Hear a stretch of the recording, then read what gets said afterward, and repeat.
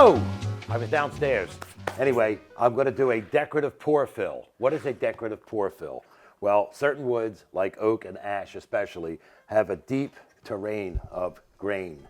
And in this way, you could do a decorative effect. So what I've done here is I've sanded with some paper, some 100 grit. Oh, there's a nail there, but that doesn't matter. Anyway, then I'm going to get a wire brush. Wire brush! Because it works. And I'm going to scrub. Now, oak is tough. You can't do this with pine or poplar or mahogany, but with oak, you can scrub with a wire brush to open up and clear out all of the dust that's in the pores. See that? Now what I'm going to do is get, oh, fuck. I left this downstairs. So this is some shellac. After I've scrubbed it, I'm just going to brush the shellac on. And it's going to dry very quickly. You don't have to watch this. Maybe you want to. Wow! Is this your first visit? Now, look, the pour fill, you see the shellac is dry, and all I'm going to use is a little bit of plaster and some dry pigment. This is dry pigments come in all different colors. They're used for touch-up. Artists use them for making their own paints because they're too cheap to buy a whole tube, so they make their own stuff. I'm going to put some of this into the plaster. It's a French yellow ochre because it'll give a nice contrast behind the dark background here. A little bit of water. And with the finger, and mix it up. A little bit more water. There we go. And you see the plaster turns yellow, you see. See that? And this is what's going to be used to fill the pores by applying thusly. And rubbing, and rubbing.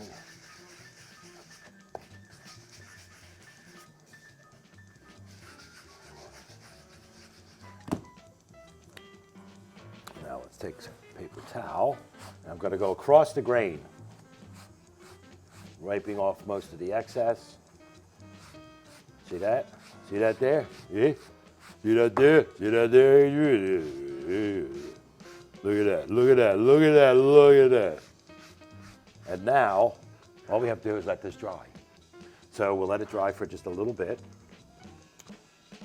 and we'll come back. So now the plaster and the dry pigment is dry. You can see how flat it is now. And I have to say I'm doing this on a little sample, but it can be done, and I have done it on large tabletops or bureau tops where you want a little contrast, a decorative finish. And it is a decorative finish. So this is dry, and I got some 100 grit paper, and I'm going to sand now. And you can see it because the pores are so deep. Like this, if I did a cutaway of an oak, it would be like this. So you could fill that surface so you have a fine, smooth finish in the end. Sand this down.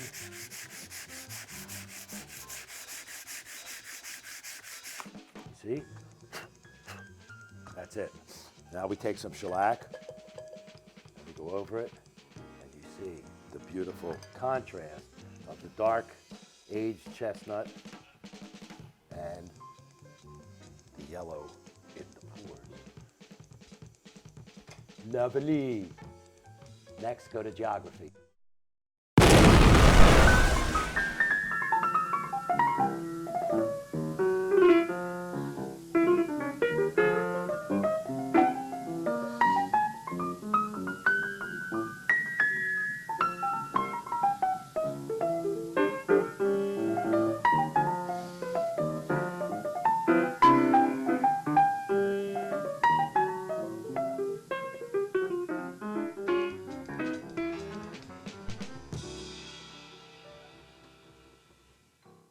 You know, I used to travel with the carnies, no kidding.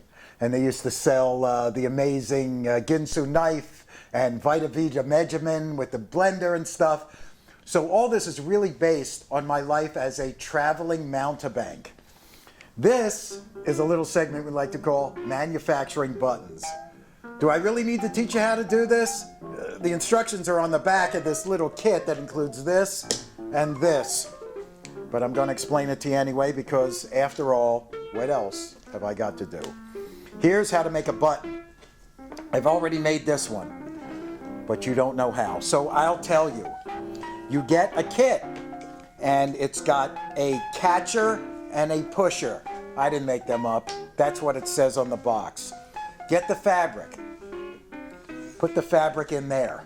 You stuff the fabric in the catcher cup. And then you buy a button. This is called a cover button. They come in two parts. The part with the shank on it. That's not what you use to defend yourself in the cafeteria, by the way. And the cover part. So we're putting the cover part down into the plastic catcher. And then we fold this over. Now look at all that fabric. There's no way all that fabric is going to fit up inside that button. So I will trim it around. You don't want to trim off too much. And I've done that, and I might do it now, and then I'll have to start over, and you won't even see this part because they'll cut it out. No, it's fine. Look, leave a generous amount. Fold it in. Fold it in. Fold it in. It's like when Martin Yan says, cut it up, cut it up, cut it up. I learned a lot from that man. He's a very great man. And then we put the back end with the shank on it. And then we take the pusher. Now, if I did this right, when I push down, do I have El Kabong? No.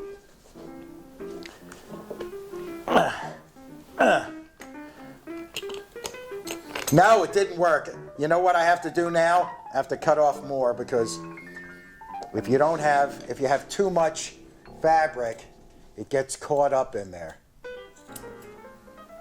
Make sure you miss each and every one of your digits.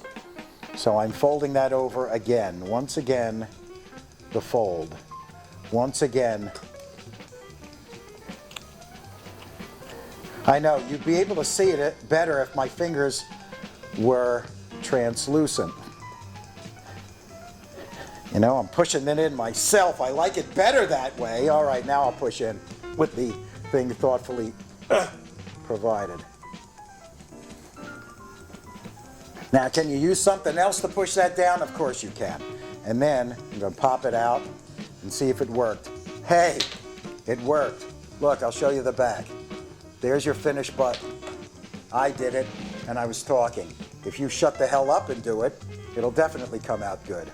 And now, back to this. By the way, I have no idea what this is.